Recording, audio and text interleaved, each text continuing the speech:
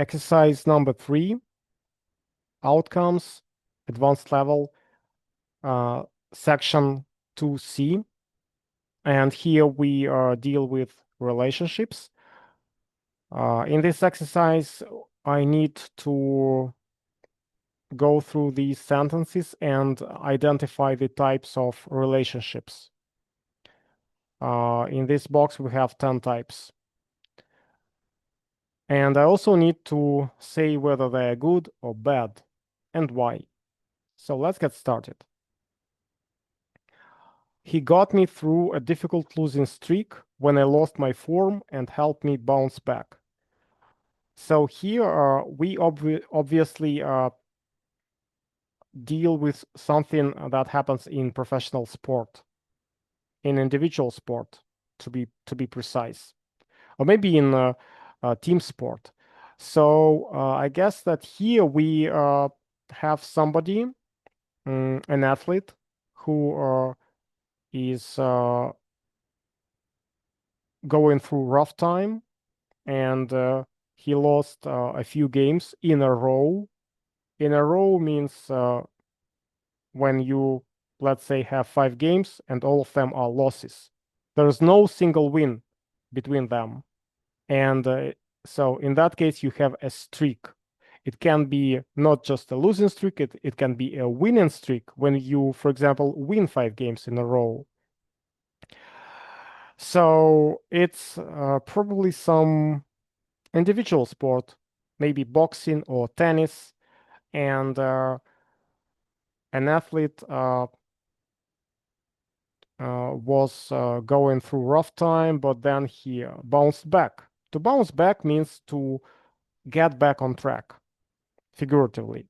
So when you recover, when you get back your confidence, you start winning again. And and this happened because his coach helped him. And so here we deal with we have this type of relationship, coach athlete. And when that person mentions that he lost his form, it means his physical form. So it can be also some maybe fitness coach.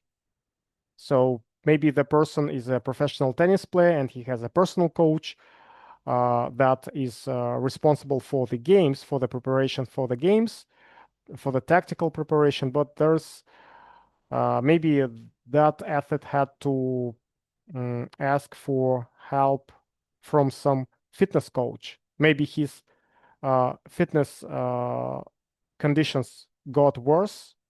Okay, anyway, so that's obviously coach-athlete relationships. Let's not digress. She's quite frail. Yeah, and that's good. That is a good relationship because the coach helped uh, the athlete to bounce back, to fight back, to get back on track.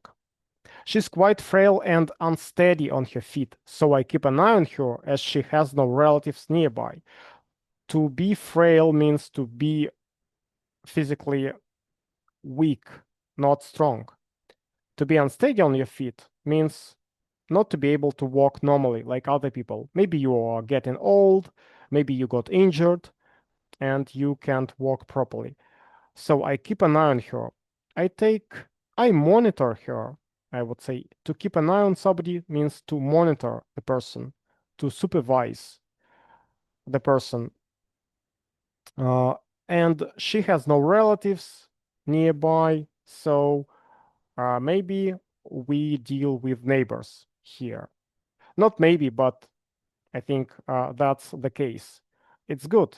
So an older woman, or maybe she was injured, so she can't walk normally, and her neighbor helps her. That's good. That's cool. Okay, let's move on. C. When I was a teenager, she really sparked my interest in science. I think we deal with this type of relationships, teacher-pupil. So, for example, we have a biology class and the teacher is so inspiring that so the teacher is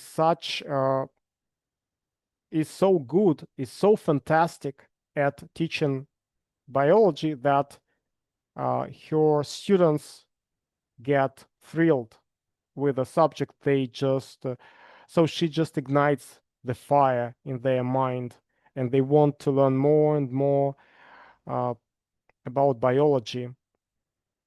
And so that happens in schools, teacher, pupil, and because they mention that the interest refers to science. So otherwise, we could assume that it also could be between an athlete and a coach, because you can spark an interest in sport, right? So it can be scientific interest, it can be a sport interest. Here we deal with something in school, teacher pupil relationship. It's good, yeah, when somebody can fascinate you and you fall in love with some subject, with mathematics, for example.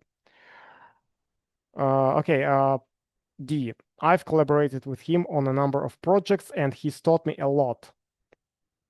When you collaborate with somebody, you work together on something with another person. So you do something together with your colleague, with your business partner, and that's good.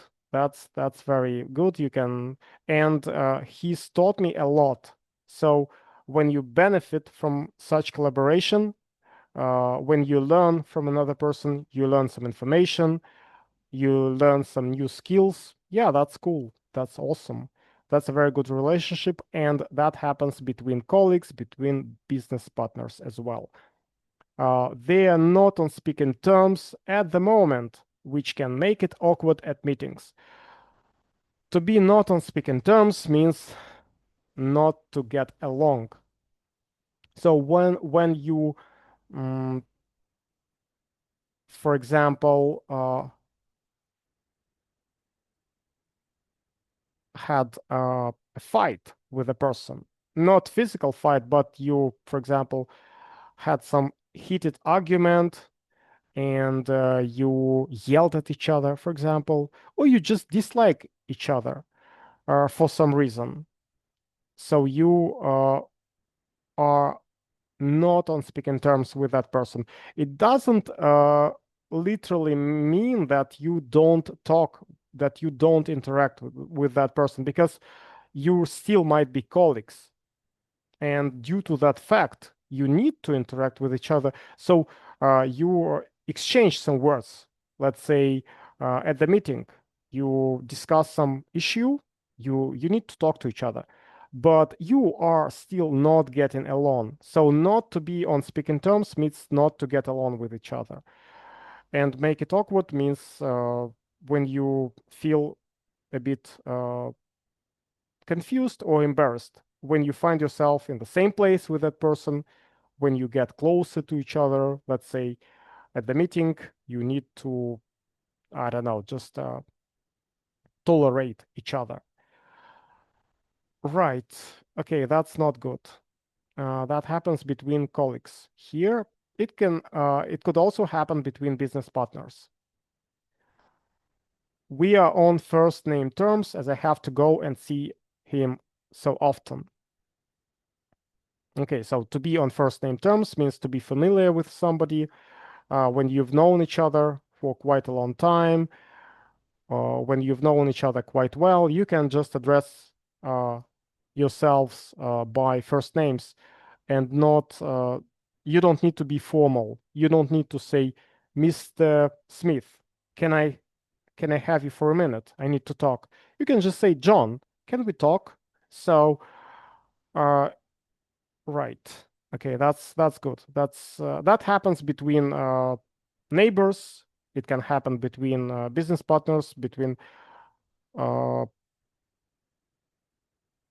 colleagues, and right. Okay. They maintain a professional relationship, but they don't see eye to eye on many issues. So we have professional relationship, sorry, which means that this happens somewhere in the office. So people have some, maybe mutual business. Uh, it can be colleagues, it can be business partners, but they don't see eye to eye. It means they disagree. So to see eye to eye uh, on something means to agree on something, and not to see eye to eye means to disagree. That can go both ways. It can be beneficial, it can be harmful, so it can be good and bad, right? Uh, Sometimes it's even healthy when colleagues, when business partners don't see eye to eye on many issues, because they can come up with diverse solutions from the problems, and it gives you just more options, better choices, right? Okay, H, they're at each other's throats all day and they are constantly competing for my attention. This is a parent, obviously, right? So, and these are siblings, kids, children. So to be at each other's throats means to be bickering, to be in very bad relationships temporarily, right? So not all the time. I mean, it doesn't need to be. It it means that children just fight each other for different reasons. They yell at each other. They can't share some snacks, and the arguments are very heated at times, right? So, and that's a parent-child relationship, and it can be also a grandparent-grandchild relationship because, so for example, what if grandparents take care of the kids, and so the parents have to work, and while the parents are working, the grandparent needs to, just to supervise the kids, to take care of them, and the kids want to be in the center of attention of their grandparent. Yeah, that's just obvious here. So it's okay. Let's move on. That's, I don't know. It's not good, but it's a very common thing. Sometimes you need to, you probably need to lash out at each other. You need to give way to your emotions, not to keep them inside. Otherwise, you would fight physically each other when those negative emotions, they pile up, and then you just explode. It's good to, it's a healthy thing to, to argue, to disagree, to yell, to bicker. Probably. It's kids, it's very common for them. Okay, let's move on. She puts people at ease and reassures them about the whole process. Well, I guess that could be the manager in the office. So she supervises her employees. She is in charge of some group of people, and she needs to make sure that they go through some difficult situations smoothly. So, and when there is some, tension, where when there is some, when some problem arises, and her employees cannot come up with a solution, and they get nervous, they start to worry about that, they don't know what to do. She just uh, puts everybody at ease because she's the manager and she's supposed to know what to do, right? So she finds some way out of the trouble, out of the difficult situation, and she also uh, shows her employees what's gonna go next, right? So uh, she shows them the whole picture of some work, of some project, and to put people at ease means to calm them down, to make them worry less, to make them feel more relaxed. And that person can also be a manager in a sports team. So, for example, she's a coach, and we talk about female football, and she's a coach of a football team, and her players are losing after the first half. They don't know what to do. They feel very mm, tense, and their coach just calms them down by telling them that they will fight back. There is a second half. They can turn it around. They can still win the game. And she gives them precise tips what to do. And after that, all the players feel more relaxed. They become calmer, and everybody is at ease. Okay, so and J, she puts them incredibly hard, and if she thinks someone's slacking, they get dropped from the next competition. So if we talk about competitions, it has to be something between a coach and an athlete. Uh, so to push somebody hard means to ask for more from that person. So if you know the potential of that person, of that athlete, and you are a coach, you apply high requirements to that person in order to, just to get the best from that person.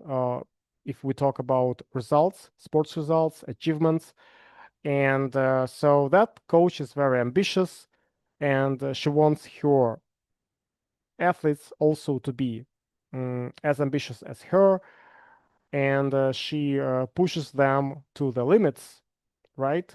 So, and if somebody is slacking, and slacking here means when the rest of the group give their best, they are very committed, and they try hard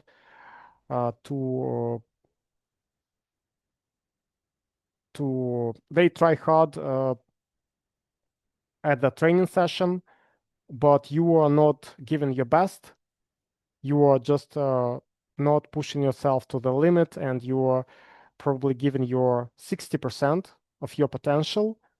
Then you will be dropped from the competition, and because you don't deserve to take part uh, maybe in some sports contest because your teammates, they show more commitment. So to slack means to work less harder than the rest of the group, to just go very easy on yourself here while others work hard. And that's good when you have such coach who pushes you to the limits, who pushes you incredibly hard.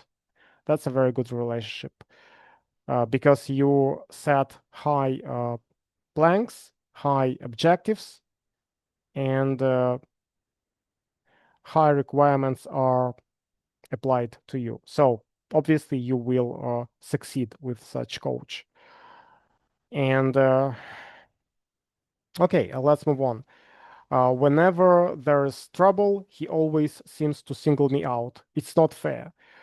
To single someone out means to point a finger at that person and to say, guys, he is a culprit. He is guilty. You are doing good, but that person, he lets us down. He's the reason why we fail. So it's not good. It's a toxic relationship. It can happen in school when a teacher tells the rest of the class that, so guys, you all got good grades, but that person didn't do his best, and so this student uh, is a big disappointment. So it can also happen in sports. So let's say a football coach is given a press conference and the journalists ask him, Pep Guardiola, why do you think your team lost today? And the coach would say, you know what, guys, we all did well, but our goalkeeper failed. He conceded 3 goals, and he's the reason why we lost the game. So to single out someone means to be very unjust, to be not fair with that person, to point a finger at that person and to say that he is the reason of something bad that happens. It can be in the office between the manager and her or his employees, where the manager would give credit to all the employees except for one person and say, guys, you all tried hard at doing the project, but let's say John failed. He just he just didn't try his best, guys. We need to be objective and admit that we all did a great job except for John. And John, in that case, is being singled out. Of course, that is very bad. Right. And the last one, he doesn't really pull his weight with the kids, which can cause some friction. To pull your weight means to give the same effort, to take the same effort. So let's say if we talk about parents here, uh, uh, one parent is not showing the same commitment to parenthood, while the other spends all the time with the kids. And so to pull your weight means to participate at the same extent as your counterpart. So imagine that there's a group of people and they are doing a project and uh, you just do nothing while the rest are trying hard and they are pulling their weight, but you are just slacking, right? So you don't take any effort, mm, uh, you don't put your how to say you don't participate, right? And to cause some friction means mm, to be the reason of some tension that arises. So, for example, parents they so one of them is very so takes a lot of care of the kids, while the other parent is just not pulling his weight. Of course, this will create some tension between the parents, friction, and there will be some arguments, and the relationships between the parents probably will get worse because it's just not fair when one of them uh, is just pulling his weight while the other doesn't do that. Right, so that's not good. Obviously, that's the end of the exercise. I tried my best, and I'm not sure that it went well, but it's just a practice. Okay, that's it.